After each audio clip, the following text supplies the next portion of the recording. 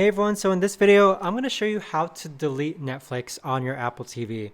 So this is going to be particularly useful for individuals who are not using Netflix anymore and don't really need it to show on their Apple TV. Either way guys, this video is going to be short, sweet, and simple. There's not going to be a lot of steps involved, but here we are on our Apple TV.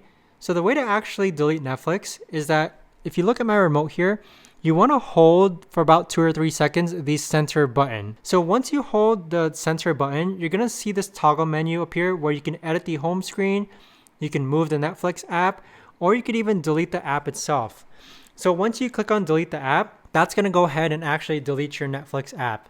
So be sure that you want to do this, or else you might need to reinstall Netflix onto your Apple TV account. But that right there, guys, is the best and easiest way that I know of to actually go ahead and delete Netflix. Again, you just need to click and hold the center button for about 2 to 3 seconds until this toggle menu appears, and then click on delete app. But if you guys know of a better or easier way to actually delete your Netflix app, let me know in the comments down below. I would love to know. But thanks so much for watching everyone, and I'll see you guys all in the next video.